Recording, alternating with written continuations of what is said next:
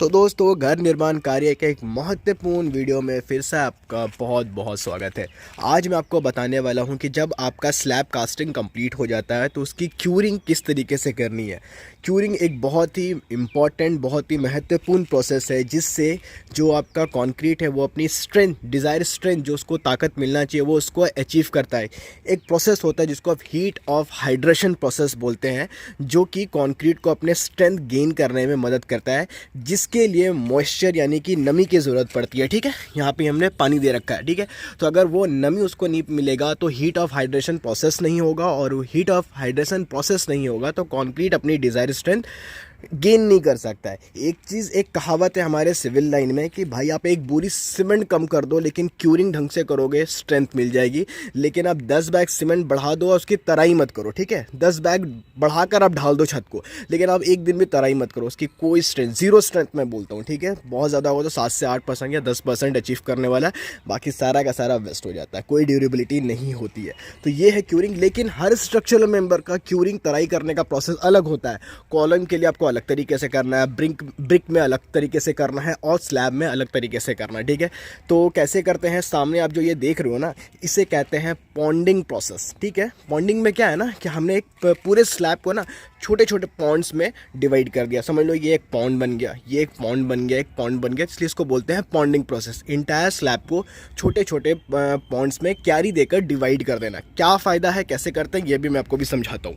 तो यहाँ पे सबसे पहला पॉइंट ये समझना होगा कि आपको ढलाई करने के कितने टाइम या कितने दिनों के बाद से आपकी तराई चालू कर देनी है। तो सबसे पहला पॉइंट ये समझ लो ना कि जब आप कास्टिंग करते हो और अगर टेम्परेचर बहुत ज़्यादा है, ठीक है, देखो इसमें नमी होना चाहिए। कास्टिंग भी जब होता है ना तो ऊपर में जो नमी होता है, जो आपका जो सेटिंग टाइम होता है कॉन्क्रीट का, वो जितना 30 मिनट्स मिनिमम तो रहता ही है। ठीक है, तो उतना रहना चाहिए। अगर वो जल्दी जल्दी इवेपोरेट होना लगेगा, ठीक है, अगर आपने रैपिड हार्डनिंग सीमेंट यूज़ नहीं किया है, नॉर्मल आप ओपीसी यूज़ कर रहे हो और कंक्रीट से मॉइस्चर बहुत जल्दी सूख रहा है कंक्रीट, क्योंकि टेम्परेचर बहुत ज़्यादा है, तो होगा क्या, आपको हेयर क्रैक्स देखने को मिल जाता है अपने स्लैब में। तो अगर टेम्परेचर बहुत ज़्यादा है, गर्मी के टाइम पे अगर हो रहा है, दिन के टाइम में तो नहीं करना चाहिए, फिर भी अगर कर रहे हो, टेम्परेचर बहुत ज़्यादा है, तो आप एक काम कर सकते हो कि आपको 2 से 3 घंटे के बाद ना पानी का छिड़काव, क्यूरिंग नहीं करना है। ठीक है, एक चीज़ समझ लो, क्यूरिंग नहीं करना, स्प्रिंकल ऑफ वाटर करना, मतलब पानी का छिड़काव अपने स्लैब पे थोड़ा थोड़ा थोड़ा थोड़ा करना। इससे लॉस ऑफ मॉइस्चर जो हो रहा है वहाँ पे वो थोड़ा डिले हो जाएगा, थोड़ा कम हो जाएगा, जिससे हेयर क्रैक्स आपके स्लैब पे डेवलप नहीं करने वाले।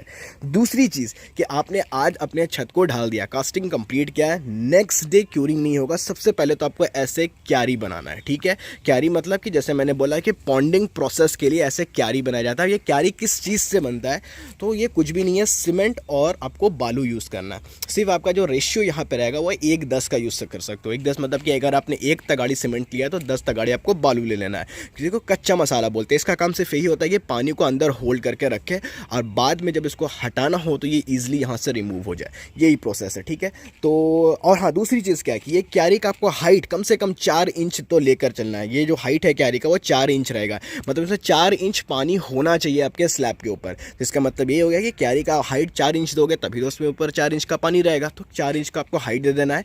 यही क्यारी जब उसको पार्टीशन कर देते हो तो ये हो जाता है पॉन्ड के रूप में हो जाता है। ये स्लैब को जब इसमें आप पानी भर दोगे तो आप देख सकते हो कि एक बोल सकते हो कि एक पॉन्ड है, ये एक पॉन्ड है, ये एक पॉन्ड है, और इसको फिर पॉन्डिंग प्रोसेस बोला जाता है।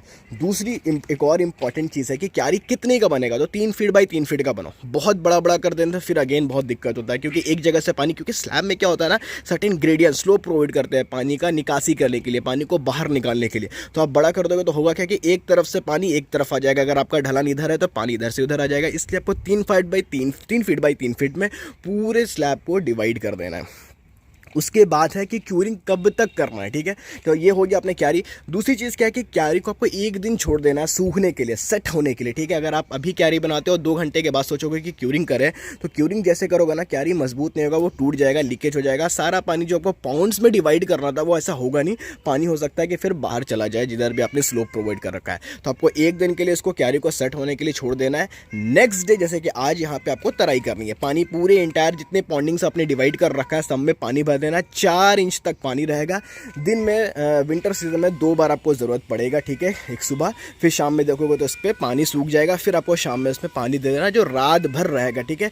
हीट ऑफ हाइड्रेशन प्रोसेस होता रहेगा, कॉन्क्रीट मॉइस्चर को अपने अंदर लेता रहेगा, सूखता रहेगा, और थोड़ा बहुत दिन के टाइम में इवापोरेशन भी होता है। इसलिए गर्मी के टाइम में यही प्रोसेस आपको हो सकता है कि 3 बार करना पड़े, क्योंकि टेम्परेचर बहुत ज़्यादा होता है तो इवापोरेशन प्रोसेस भी बहुत तेज़ी से होता है, ठीक है।